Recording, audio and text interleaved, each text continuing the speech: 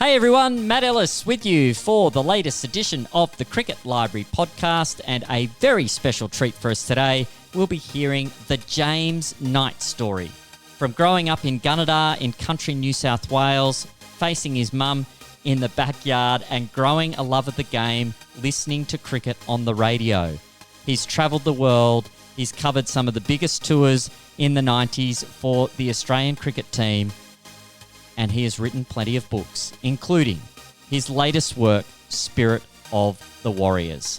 We'll hear James's story, how he's overcome adversity, his cultural experiences in places like India, his interactions with some of the world's best, and how it's all come to this point where he has released this book, which is going to make an impact on youngsters around the world.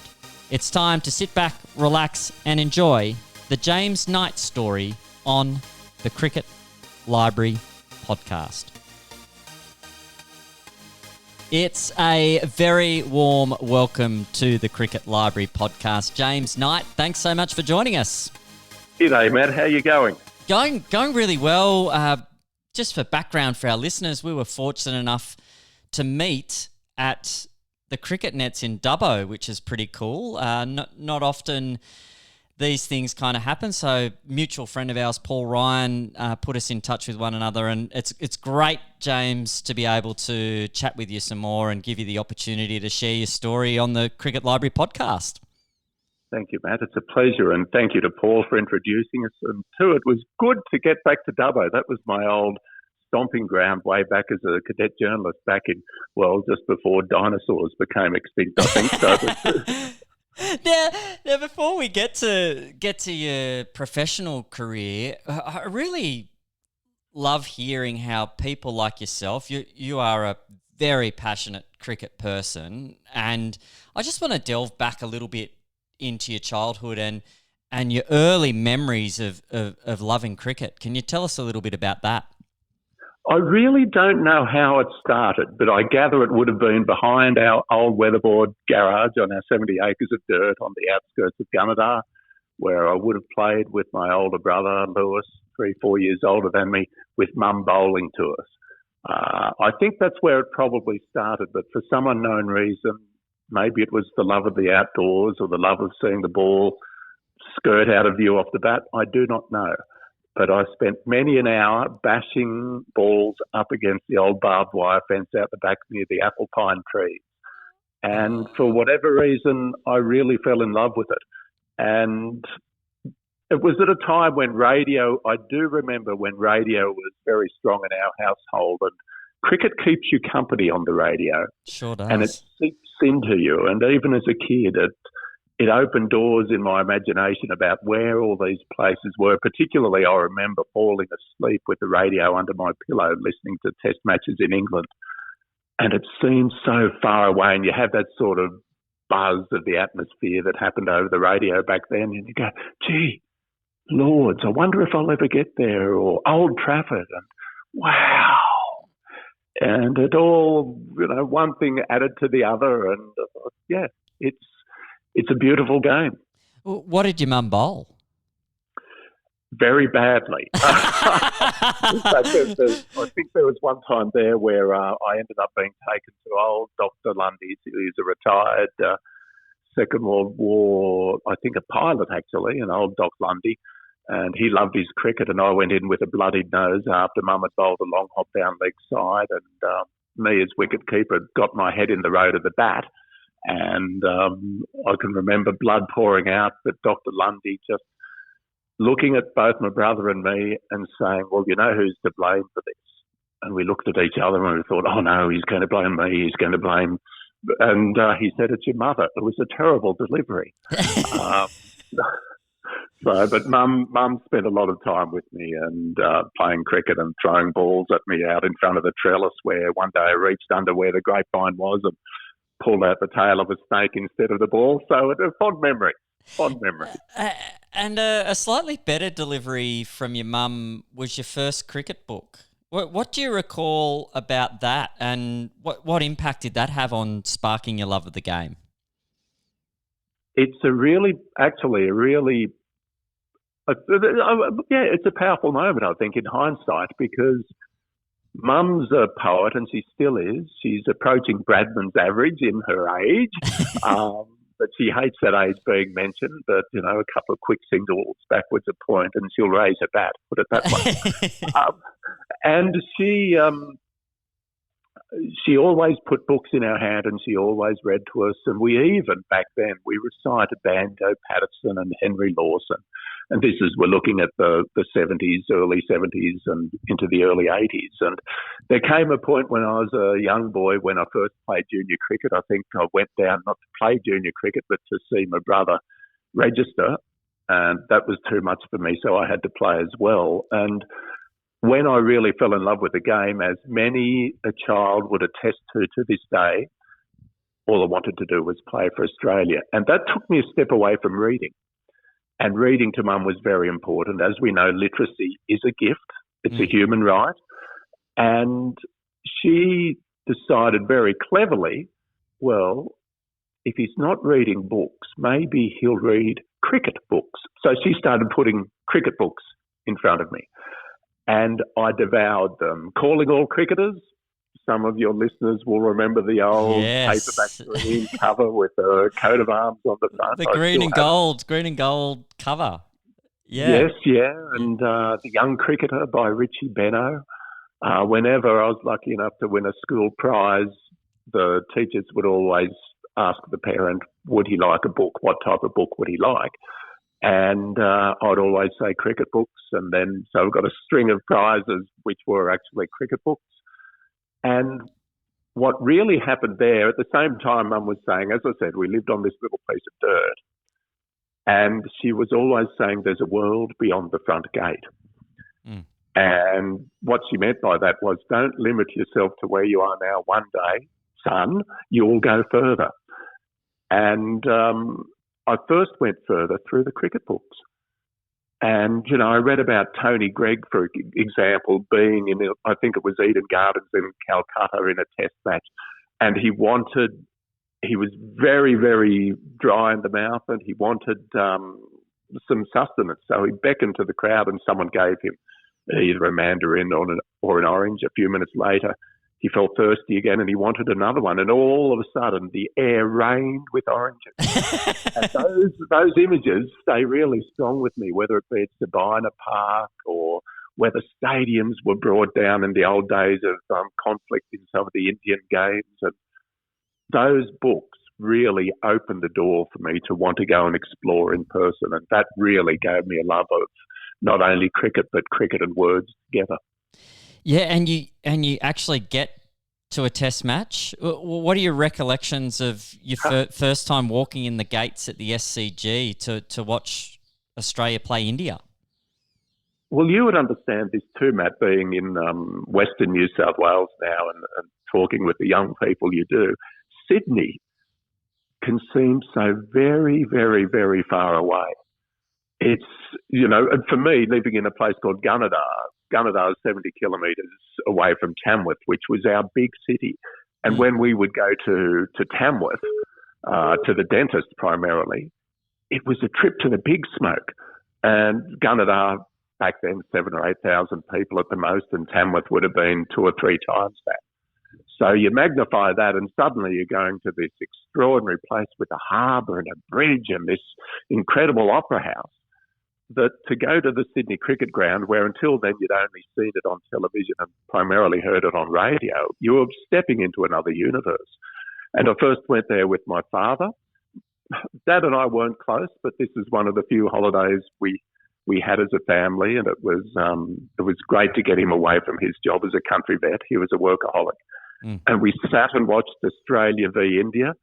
And I can never forget Kim Hughes lofting Bishan Bedi onto the I think it was the bottom roof of the members' stand at the SCG, and that was the moment that I thought, I've watched Test cricket at the Sydney Cricket Ground. Goodness, how lucky am I? 77, 78, I think it was. How good is that? And for you eventually get to Sydney, and Do you want to give us a little bit of a window into how that happened? Because you actually came via Dubbo before you got to the Big Smoke itself. Yeah, absolutely. Well, after school, I went to school primarily in Gunnedah. I spent 1.5 years away in Sydney at a boarding school, but then most of my education was in Gunnedah, and then I was lucky enough to get the opportunity to go to Mitchell College, as it was then called in Bathurst, now Charles Sturt. It had a very good, probably the bee's knees of communications courses, and I didn't finish. I probably a little bit of a restless soul for various reasons back then, and but I was through the process offered a job as a cadet reporter at Radio 2DU Dubbo 97. Oh, how 125 2DU. It's James Knight. 5 to 7. This is the news, and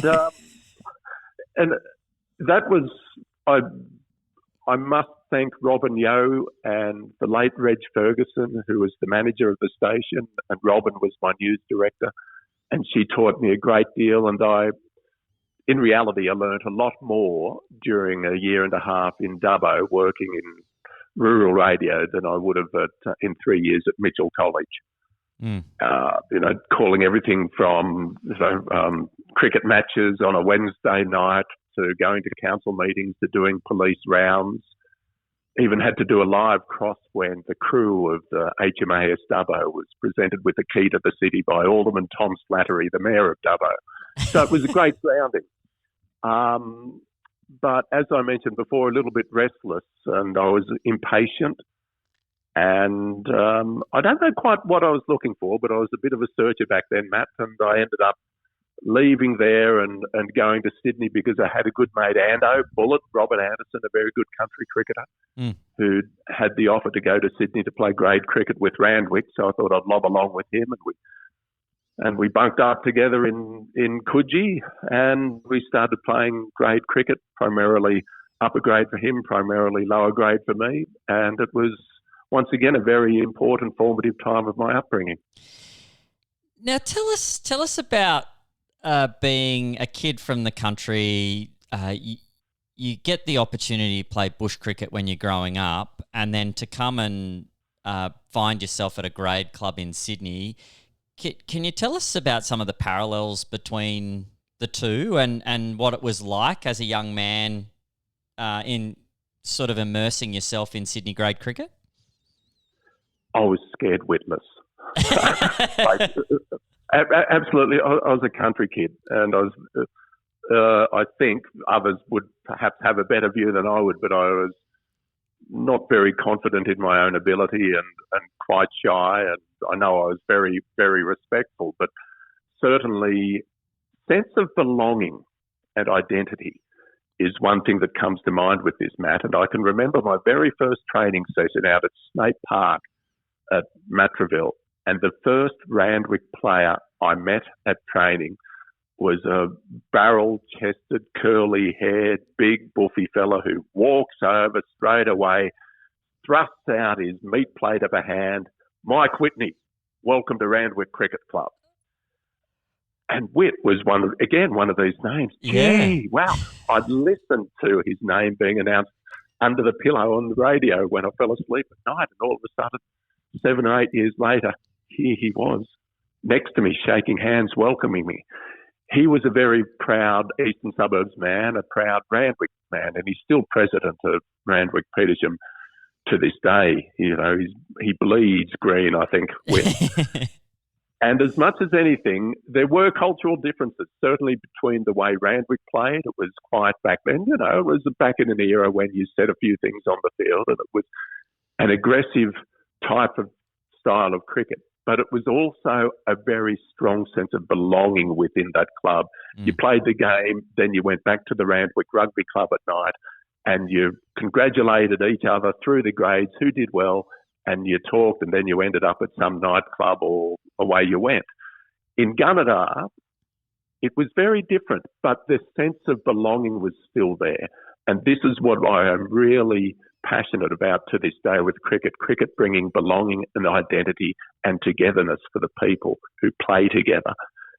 And I look at Gunnedah cricket and bush cricket as being underlined by the strongest sense of community values. I'd go all the way back to junior cricket, and I see the late Vinnie Herden and Bevan Sharman. They are just names, but to me, they're names that are very much in my heart and my soul. And to those who played with them or who were coached by them, they would be too, because they mowed the pitches for all the kids to play on. They marked the pitches. And then there was another man a few years later, Kevin Wicks, who at one point, and I say this story a little bit, that he was a baker at Woolworths, and, you know, he had odd shifts, and he'd go from baking, doing his work, then he'd go across the main street of Conadilly Street to Wolseley Oval, where he'd mark the pitches or sometimes mow the pitches, sometimes roll the pitches. Then he'd put his baking coat back on from Woolworths, and he'd spend his day umpiring, whether it be junior cricket or senior cricket. And people gave so much to the game and the community. And that is like, it's, as I mentioned, Mike Whitney is still president of the Randwick Pete's Club. He's still giving to the cricket community. People in the bush still give. You see it yourself. You do it yourself, Matt. And it creates such a really strong sense of togetherness that goes far beyond the boundaries of the game itself. Absolutely. And up in the big smoke, you get a gig in the media working at 2SM. The little boy who is sitting there, watch Kim Hughes hit Bish and Betty on the roof of the members' stand. Ever in your wildest imagination, are you thinking, one day I'm going to be sitting up in the media centre chatting to Alan Border? No. And it's funny how that all came about, because initially when I went to Randwick, there was a pile of us Randwick cricketers delivering wine for a company. You know, you'd order online, not online back then. I think it might have even been by mail. And then you'd have wine delivered at your door in a truck, and driving a truck around Sydney was a bit of a frightening experience for Jimmy Jack as well. But we got there. But at that time, I went back to university for a while, studied another course in recreation. And by that time, I was pretty hungry to get back into the media, so I started knocking on doors. And 2SM were lucky enough to give me an opportunity as a graded young news journalist, but I fell into sport there as well as news. And I was so keen. There were some times where I'd be up at 3 or 4 o'clock in the morning to do the first shift at radio, having gone to a day-night cricket night game before and not got home until midnight. So it'd be 6 days a week. You could be at times on 2 or 3 hours night sleep a night, but that's breakfast radio for you. Yeah. But I vividly remember going in with this big tape recorder, and back then, post-match interviews were quite often held in the dressing rooms, particularly the home team. And I'll never forget going in there for the first time and looking around, seeing those, players in various states of dress and undress and what have you, and sitting down on a table opposite, I think it was Jeff Marsh, who'd done quite well in a game. And I walked away from there so buzzing, and I thought, wow, you're right. And it is. It was a big moment. And many of those moments that I look back on and think, wow, yeah, extraordinarily lucky. Boys' own manual type of stuff. Yeah. And then a move to television sees you in the midst of a West Indies tour. Very lucky. Looking back, you go, wow, yeah, I can't complain if I never even win a sponge cake in a raffle in the future. I think I've had my fair share of luck, Matt. And this includes being sacked at 2SM when literally it happened in the space of a couple of days. We were bought by back then 2SM was of all things owned by the Catholic Church. And then they sold to a company that pretty well revamped the radio station and sacked most of its staff in the space of a couple of days. And of all things now, this is where cricket becomes a link. of all things, at an end-of-season New South Wales cricket party that was held on a boat travelling around Sydney Harbour, where the players and the journalists drove inflatable golf balls off a tee into the harbour, and Mike Whitney and Michael Slater sang Johnny Be Good. I met a fella by the name of Matthew McEwen who was working at Channel 10 as a reporter, and I don't know why, but when I got sacked from 2SM, he was the first person I rang, come in. Wow. And from there, I was lucky enough in 1992, just before the Barcelona Olympics, to get a job logging tapes, just recording time codes on sporting highlights at Channel 10. And 3 years after that, got the offer to go to the West Indies. And I must thank, he's now the boss of Fox Sports, Stephen Crawley, who gave me the opportunity to do it. And interestingly about that tour, it was the first time, I'm pretty sure in saying this, that a subscription or pay TV television network picked up the rights to the tour. Back then it was Galaxy. But under the regulations at the time, the cricket still had to be showed on a free-to-air network. And Channel 10 picked it up at a bargain basement price, I think. And the minute they picked it up, they knew they needed to have a news presence over there. Yeah. And Crawley, often a man of few words when speaking, them rang me up. I was on holidays at the time. I was overseas. It was about 3 o'clock in the morning. What are you doing? Oh, I'm asleep, Crawls. When you coming back? Oh, about a week. Well, you're going to the West Indies after that. And it was, and we know that series, Australia beat the West Indies for the first time in 2 decades. West Indies, the indomitables of the 80s and early 90s. That changed the shape of modern day cricket, that series.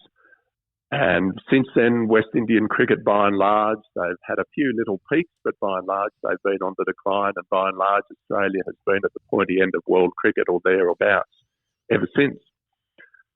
And the memories I have of that tour are very strong and very poignant, both on and off the field. I remember one occasion just down the road from where Viv Richards lived.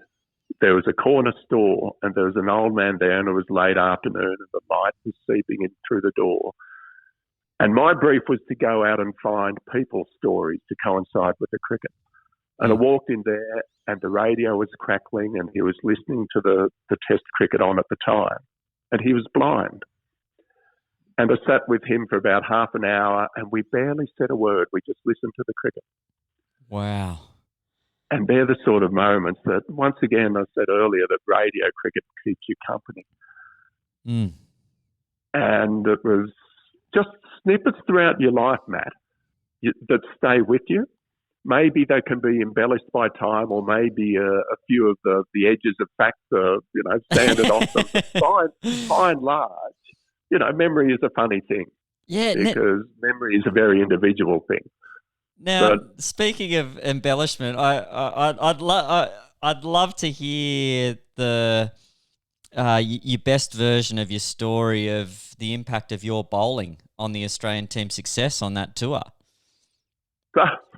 Well, I'll keep a long story short with this one, but it was in Trinidad. And Steve Warnow, if you can remember the Trinidad test, this was the one where he and Kirtley stood toe-to-toe. And so the images are pretty bright. He was a tough fella, Steve Waugh, absolute tough fella. And Kirtley was a pretty wild type of person back then too, although having interviewed him recently for a television documentary series, he was magic. They were two different people. But anyhow, Steve had bats and pads under his arm, and he just walked past me and he said, can you bowl? And I said, I played a bit of grade cricket.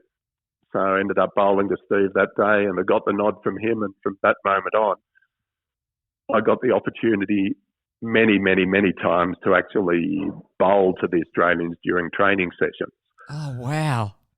It was pretty special, and that happened. It happened in India the following year, 96, 97, on the South African tour. I bowled to them there, and then There were times where someone from the inner sanctum would ring up and say the team's training at the SCG on such a day, bring your spikes out.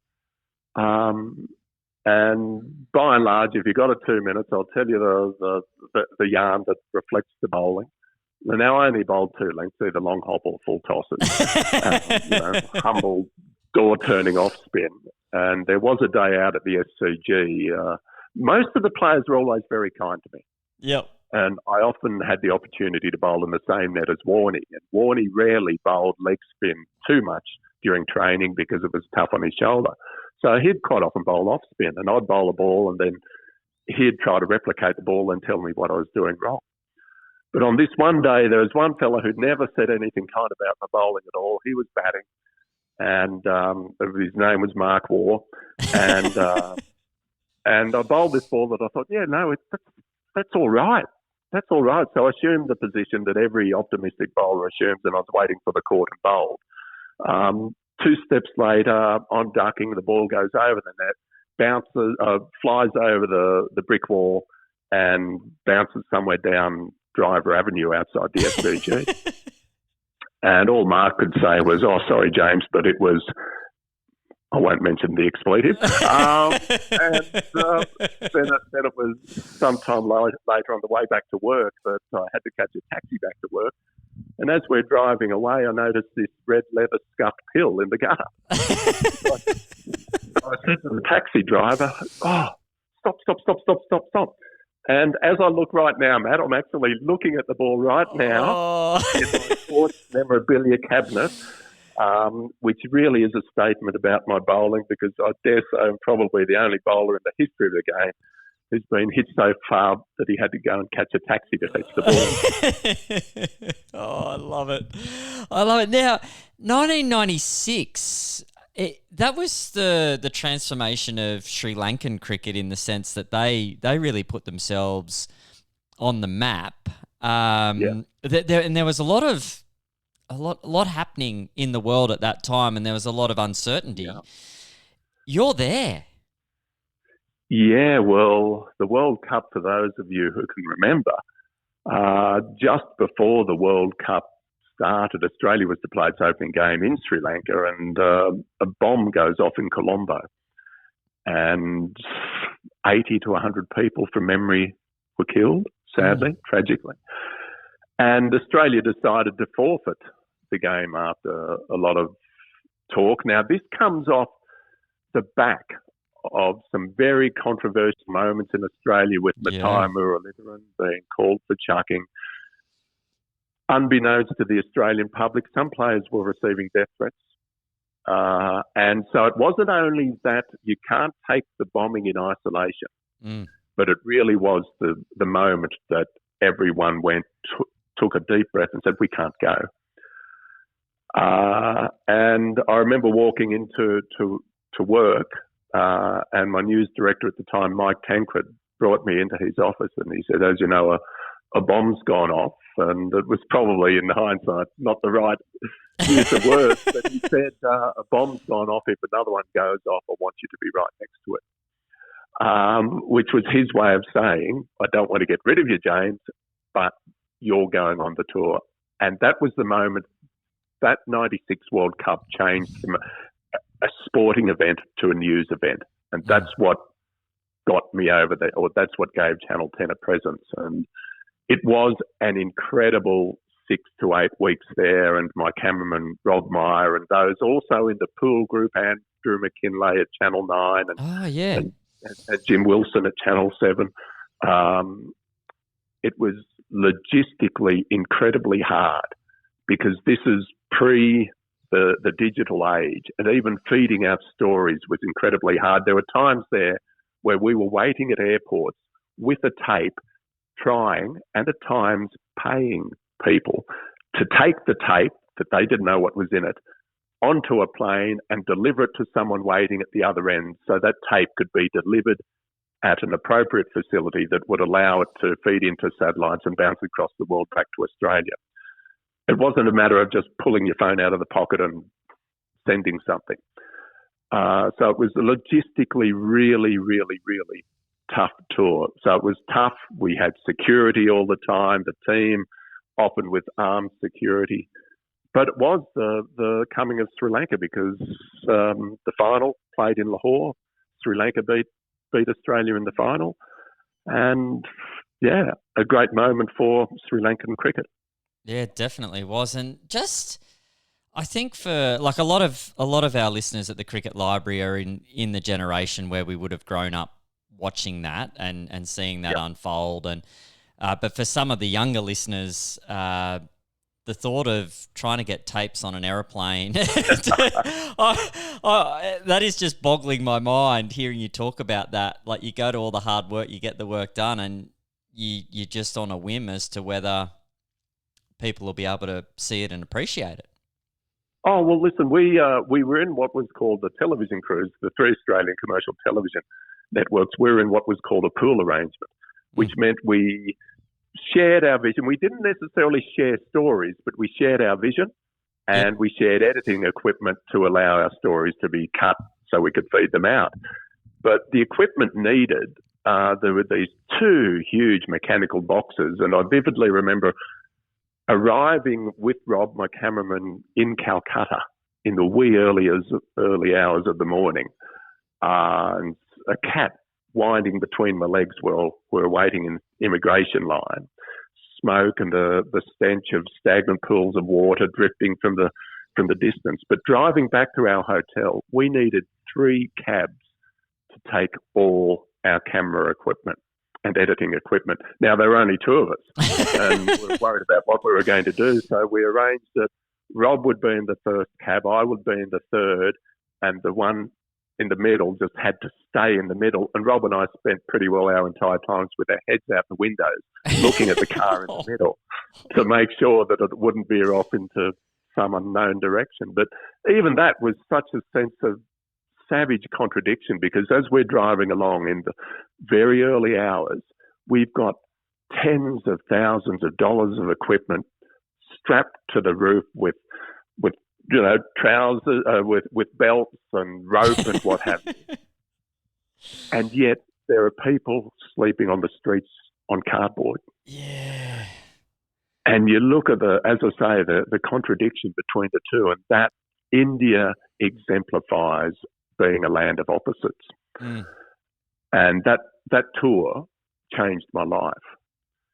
And I know that's a very big statement, but it changed my life. It changed the way I look at people and place. Mm. And I'll be forever grateful that cricket first introduced me to people and place, whether it be the blind man in Antigua or the moments I had in India. One of the very first people I met in Calcutta was the following morning, actually, Mr. James. We're poor of pocket but rich in heart. Mm. And those little, once again, Matt, those snippets stay with you. Mm. And there was one moment later on in the tour where Australia played a game against Zimbabwe, and prior to that game, I'll condense this story, but a group of boys I played with on a dusty, rock-bitten, expansive field, and Jim Wilson played the first day as well, and Rob, the cameraman, did as well. But after 2 days when we left town, the boys ran off. I actually went running with them after we'd played cricket and bought them bottles of water, which they were very grateful for. And then they just disappeared, and they muttered in their own language and disappeared. And it actually saddened me, because I thought we'd got to know these boys, and they'd come to know me as Sir, but they wouldn't say Sir, it was Sir, and they couldn't say James Knight properly, so it was more like a Sir Jamnat Sir. But they disappeared, and then through the murk of this Nagpur evening, they came back, and now these boys were about 12-ish. Yep. The oldest boy, Krishna, was actually celebrating his birthday that day, and what they'd done, they'd gone down to a street vendor and bought a block of chocolate, and they gave me that block of chocolate. Oh. And we sat cross-legged in a circle in the dust of the murk of this Indian evening, with the cowbells ringing in the distance and the tuk-tuks farting down the road, that we shared that block of chocolate. That's incredible. And they're the moments that really they change it. Mm. If you allow them to change it, they really can. Yeah. Yeah. Yeah, incredible. So I just thought then, and it took a while, a few years for that all to happen, but I thought I've got to be more than just a television reporter covering cricket matches. But ironically, it took cricket to teach me that. Yeah, yeah. And you do a couple more tours. Well, the last one, South Africa, 97. Yep. Tell us about Warnie. You have you said you've bowled a bit in the nets with Warnie, and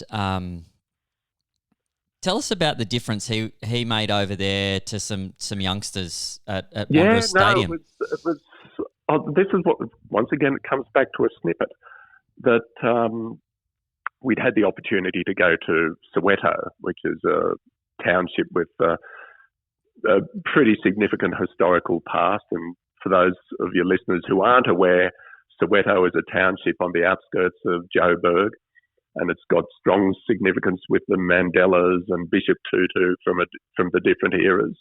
Soweto actually stands for Southwest Township, which means it's southwest of Joburg. And got the opportunity to go there, and a couple of days later, a day or two before the first test began, some boys from Soweto came in to watch the Australians train, and Shane Warne stayed with them until well after training had finished and well after the sun had set. And I can just have these images of him bowling leg spin and bowling spin into the nets in which the Australians had trained. Well bowled, do this, keep your front arm up more. Yeah, good rhythm. And it was a sight we so often didn't see with Warnie, because he was the larger-than-life character who sprayed champagne on the balconies in England, and he wore his Playboy underpants and all the rest of it, and he was on the front page of the Red Tops in England.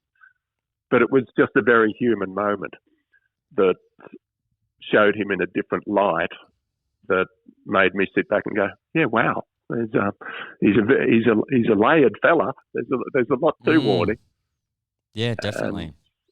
And it's one of those ones we so often judge people from afar or pass comments on people. We all do it. It's human nature, and certainly we do it in the media.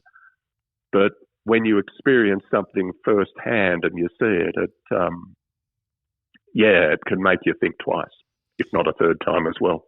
Yeah, for sure. And you finish up in TV, you get into writing. You're writing some books, Lead 2. That's stupid, isn't it? What's that? That's stupid, isn't it? Yeah, silly. Going from television to books. Oh, we're the Cricket Library, so we love that as a concept. So the Lee Boys, Mark Waugh, but personally, can you allow us a little window into what's going on for you personally, and some of the mental health, some of the mental health that you needed to navigate during this time? It was a tough time, Matt. It was a really tough time, and perhaps you've gathered that I'm a pretty sensitive soul from parts of this interview already.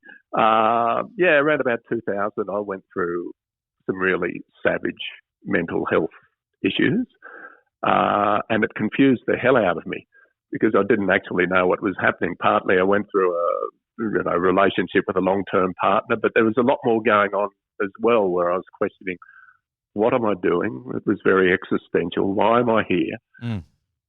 And so I left Channel 10 partly because of that.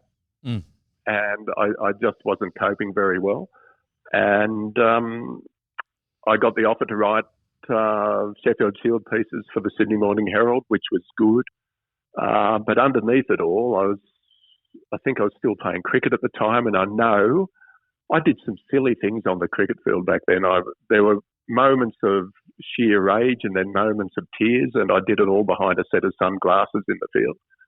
I bowled in sunglasses to hide my tears. And I didn't know what was happening. And then I eventually found help, and through some very, very good mates who, 90, no one but you and those around you ever need know. We're here for you. And during it all, I wrote my very first book. I got the offer through the dearest mentor I've had in cricket is Mike Coward. Mm. And that name will ring very familiar with many of you listening.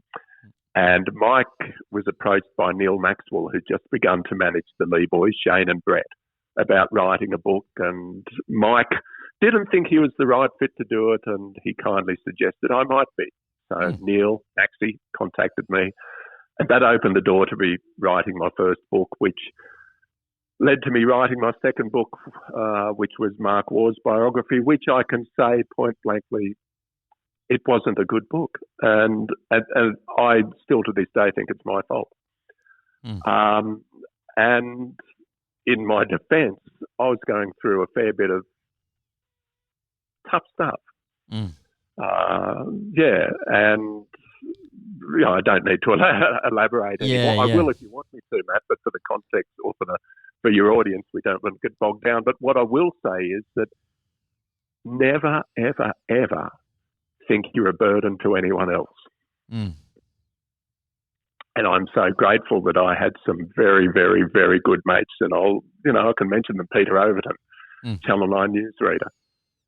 He stuck with me through and through. And Richard Toms, who I've known since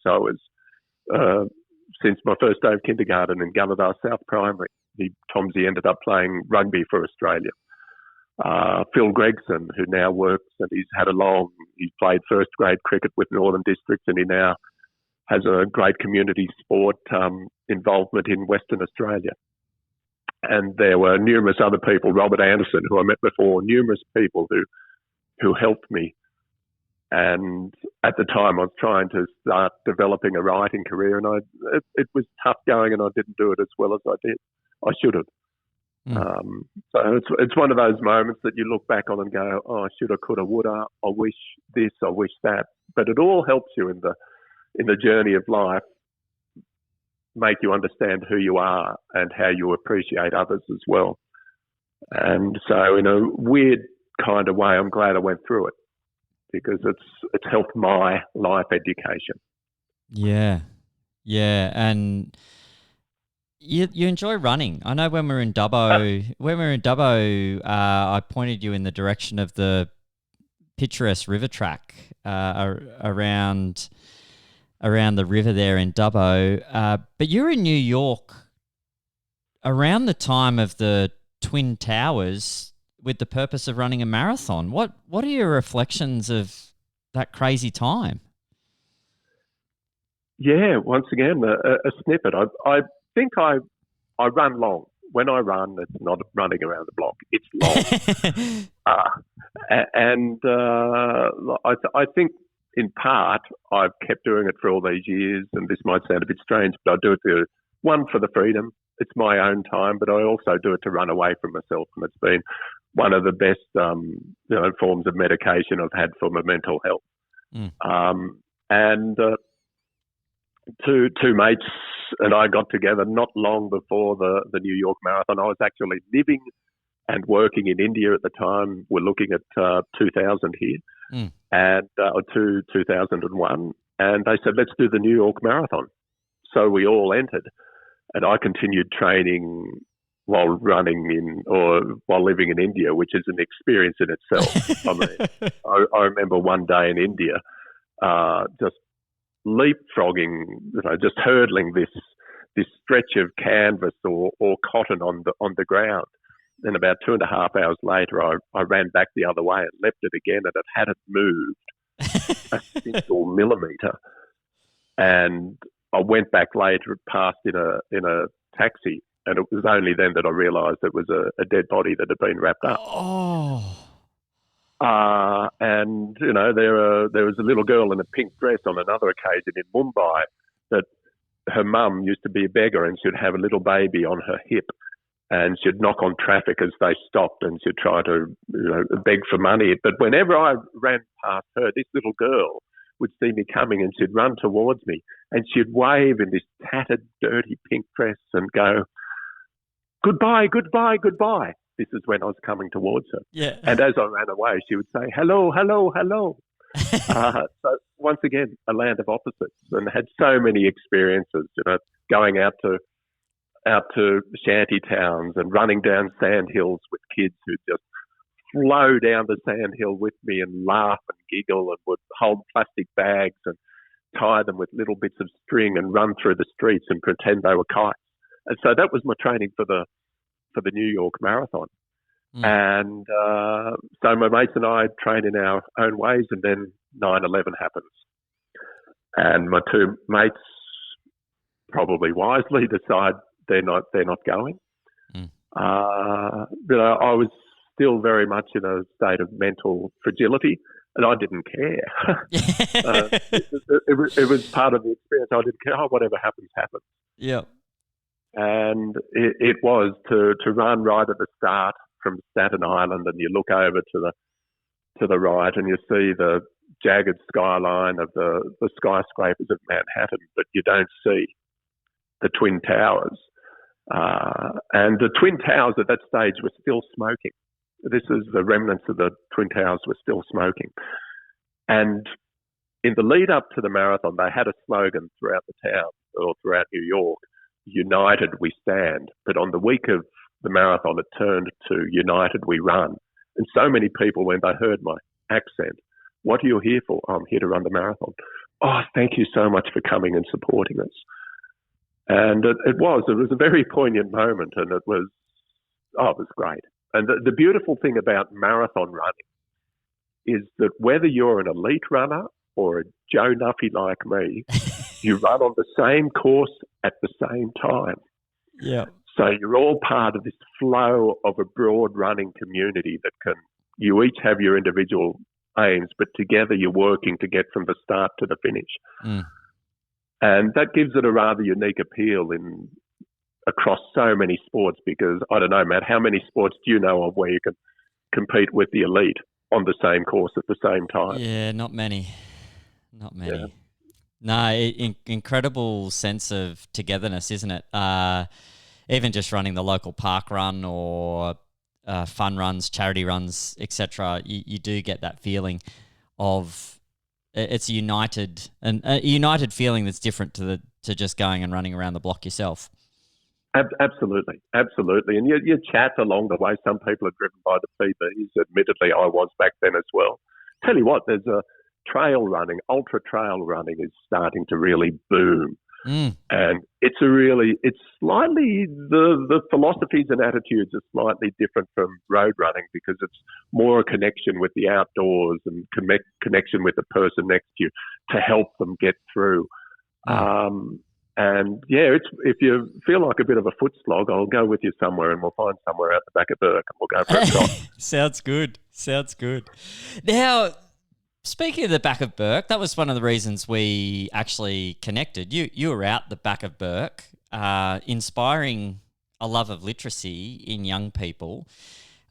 You do have a love of literacy, and you've written plenty of books, but this latest one, The Spirit of the Warriors, my 10-year-old has read it and given it the 5-star rating. Is that out of 100? No, he left it up in a couple of days. As soon as I brought it home, he was straight into it. So you certainly have a way with words and telling stories. I've got that just from just having this conversation with you now.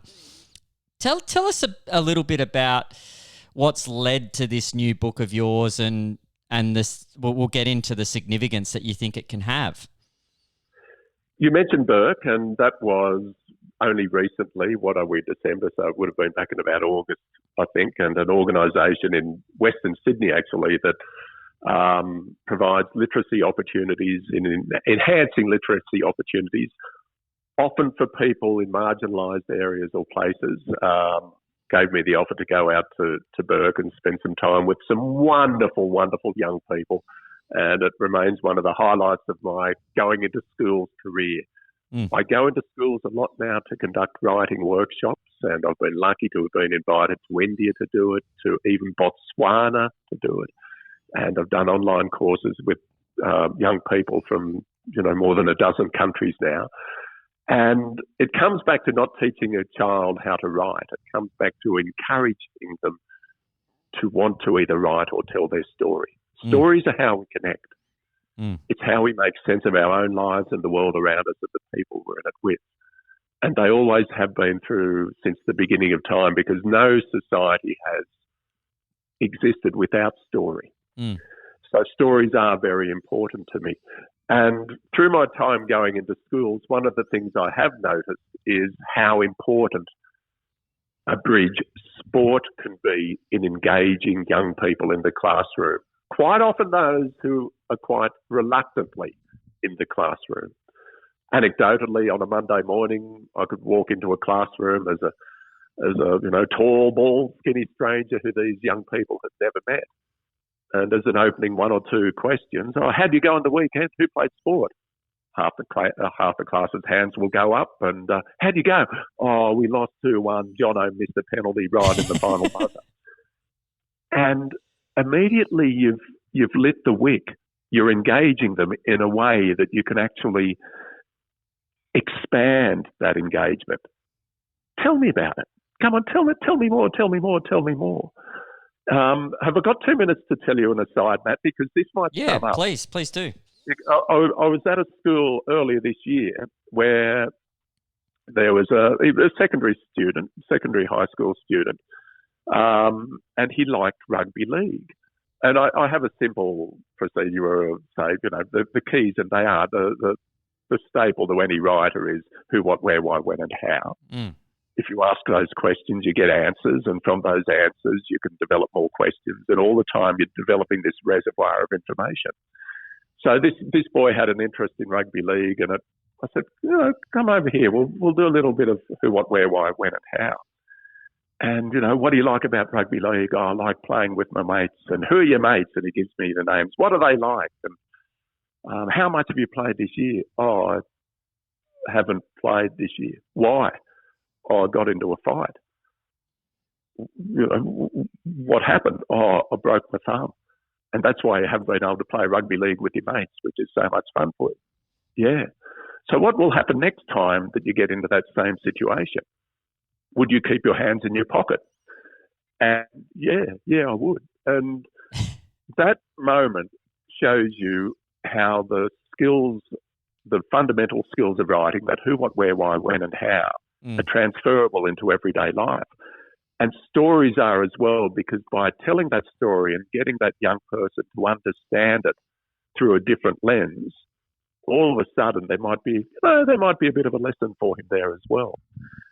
And that's what storytelling can do as well. So with uniting sport with literacy, I think there's an opportunity to use it in a storytelling form for students, particularly ones of your son's age. What's your son's name?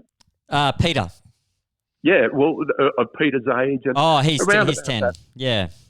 9, 10, 11, 12 year, maybe a bit older, maybe a bit younger, to use sport to really engage in life stories and learn from them. And in doing so, perhaps being encouraged to tell their own or have a greater love of words and all that they can encompass.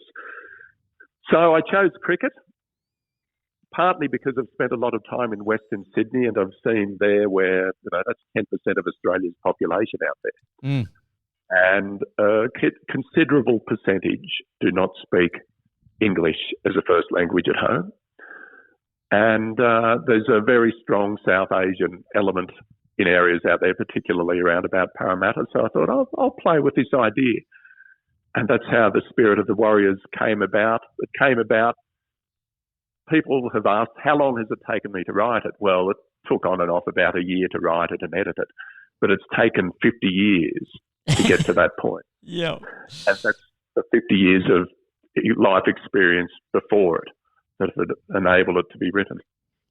Yeah, and the characters in the book, we've got a youngster who lives on a drought-affected farm in the fictitious town of Stony Creek, and then you've got Ajit, whose family have arrived from India, and these two come together. Jack's used to being the top dog, and Ajit comes to town. Yeah, and it's to me, and once again, you being in the area you are, and hello to all in the Dubbo Narromine area and further out in Western New South Wales. Although it's a fictitious story, it's authentically fictitious. It might sound strange, but the stories within it, to me, are very real, and that is we now have a lot of overseas people coming to work in rural, regional, remote areas in Australia in medical fields. So Ajit's father is a doctor. On the flip side, we have Jack Reardon, the country boy. He's on a drought-affected farm, and his dad's doing it pretty tough as a result. That is a very real issue that many people could relate to. But cricket does bring them together eventually, yet, once again, very real, authentic human emotions. Jack struggles with the fact that he is no longer, as you say, top dog. And it ebbs and flows throughout. Thankfully, during this emotional roller coaster, for want of a better term, the principal of this fictitious, the primary school in this fictitious town of Stony Creek enters a motley crew in a statewide cricket competition. And it's all the characters around Jack and Ajit, whether it be Sarah, who's the fastest runner in the school and she's got a great arm, or Susie, who's a mathematician who ends up being scorer, or Grego, who's the class clown, and Smitty, the bell ringer with his mullet flying down, bouncing off the back of his shoulders. He's rushing out of class to ring the bell on time. All these characters come together, and this is where the 50 years before the writing come into it. I dug deep into my memory, and without, drawing from real characters too much, real characters in my life have helped me inspire and write the characters in this book. And it's just, to me, this is my first go at fiction. And it was so much fun. Because when you're writing non-fiction stuff, you know what's happening. You do your research and you structure the book and you know what's ahead. But here, I'd get to the keyboard to bleed over it at whatever time and be excited about what was ahead, because although I had a plan, I was playing with these kids that, I'm a 56-year-old fella rather. Gee, how good's my maths? And they were taking me back to time and place from my own childhood. And I giggled away at times and thought, oh, gee, what would happen now? And, oh, what's he going to do now? Or what's she going to do now? And all the way, fictitiously doing so, but, as I say, making it authentic enough to have that real sort of, those real themes behind it, and one of which is an obvious theme in the book, and that is resilience. Resilience works on many levels because Jack has to bounce back after not being the best. He's got the drought affecting him. But as we go along, we realise that the young boy he's immensely jealous of has also had his moments in which resilience has really underlined his character. And so you've got all these scattering of other characters, both adults and young, who meld this product and this journey through the state competition. And at the end, it's a book about friendship. Yeah. Yeah, as I say, it's hard. I struggle to promote something I've written. It's now up to the reader. But I'm shrugging the shoulders and saying it's out there. It's out there to be, and whether it be 5 stars or 1, it's out there. It's up to the reader now, Matt.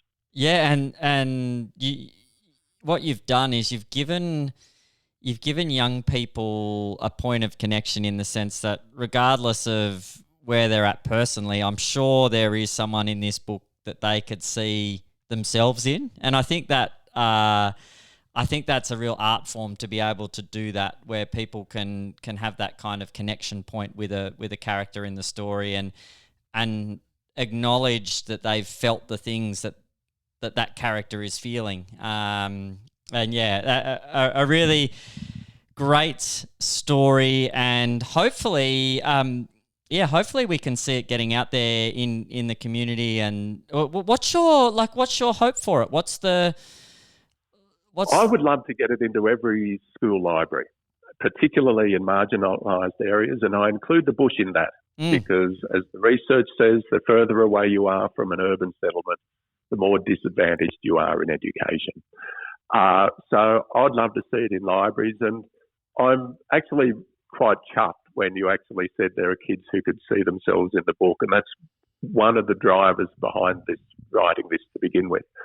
In that, I think sometimes with children's writing, our young people don't see themselves in the books, and that's very important to be able to jump into a character and to be part of that character's journey.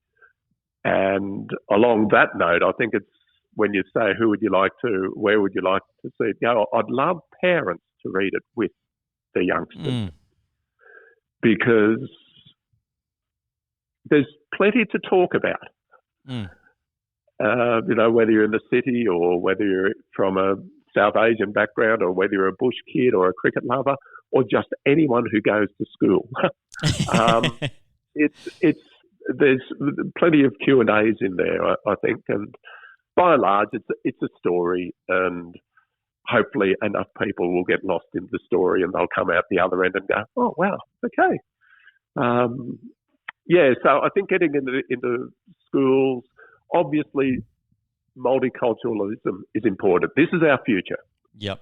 We are a country, a nationality, Australia, of many, many, many different cultures, which will only strengthen us and make us more beautiful people in the future if we can respect and understand that we are all, and it's a cliche, but it's a very poignant cliche, we are all in this together. And it's not rammed home with a shovel or a sledgehammer in the book, but the understanding and appreciation and respect for different cultures is something that I hope comes out of Spirit of the Warriors as well. But I just hope whoever reads it can, by and large, enjoy the journey. Oh, I'm sure they will, James, and we'll put some information in our show notes on where people can get themselves a copy, or might want to donate one to their local school library or something like that, so that more people have the opportunity to read it. Now, I can't let you off the hook yet, James.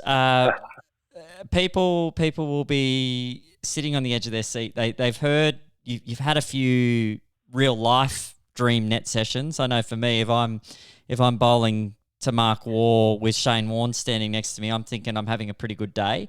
But if you could have the James Knight dream net session, who would be your ultimate three to join you in the nets? Excuse me for that cough. I'm just coming off the back of a lurgy. That is, am I allowed to say bloody on this? Yeah, I think so. That's a bloody good question, actually. And I'll say three, but I might have to throw in a couple of people who just rock up uninvited. Few gate crashes. I would go back to in a net session at Gunnedah Police Boys Club. Yep. And there would be Ando there. There'd be Grego, two people I've already mentioned. There'd be Timmy Grosser, young Tim, old Tim. Old Tim actually played cricket for New South Wales. And Tim, if you listen to this, g'day. I hope things are all up well in Gunnedah. But young Timmy, Grego, Ando. Mick Brady would be another very good cricketer. Anyone from that community in which I played would be great. But the hub of the wheel is not the cricket net. Yeah. The hub of the wheel is actually a cream Holden ute, which rattles into training normally a little bit late, and out of the driver's seat comes a fella in green tracksuit pants, work boots, an old flannelette cricket shirt that only has buttons going down to the chest. None of the buttons are done up, and there's a big tanned V. And there was one time where he went to get his hair cut in town, and the hairdresser found a whole lot of iron filings in his hair. And she said, "Why are they here?" And he said, "Oh, I did some welding a couple of weeks ago." This fella is the name of Sam Lyle. Sam now lives in Wales, loves his cricket, absolutely loves his cricket. The only fella I know who has had one or two or three too many drinks after a night at the cricket, then walked in his spikes all the way to his family farm about 10 kilometres out of town. Oh, wow. But Sam, we play our cricket, this Gunnedah contingent, and then after we finish training, there's the beauty. We lean up against the ute and we chat. Mm. And we chat and we chat. And those conversations can go for much longer than any net session. Mm. And it's those moments that make me realise that, yes, cricket is a sport, it's a game, and any sport is a sport or a game, but it's the people you meet and play with and against and who roll out the tennis nets for you or mow the pitches, whatever, that allow you that experience are the ones that make the game so wonderful and so valuable, if not priceless. Mm. So they're the 3 plus 1,000 I would invite. Oh, well, this has been an absolute privilege for me, James. I've only known you for a very short time, but I feel like there's a real connection there, and I thoroughly appreciate you being so open and honest and generous with what you shared for our listeners. I know it will resonate with them, and we wish you all the best with the spirit of the Warriors, and thank you for being a guest on the Cricket Library podcast. Matt, it's been an absolute joy, and any time I look forward to catching up at Dubbo, and we'll have a few on number one. Sounds great. A massive thanks to James Knight for joining us on this edition of the Cricket Library podcast, and a massive thanks to you, our loyal listeners around the world, for tuning in to this episode. And we would encourage you to pick up a copy of Spirit of the Warriors. We'll have some information about where you can get that, and think about donating a copy to your local library or to a local school, because it is a book that kids will connect with and grow their appreciation of literature and the summer game at the same time. Plenty of great episodes coming up over the summer. Make sure you are subscribed. Make sure you're checking in regularly to thecricketlibrary.com. And we look forward to your company again next time. This has been Matt Ellis for the Cricket Library podcast. Bye for now.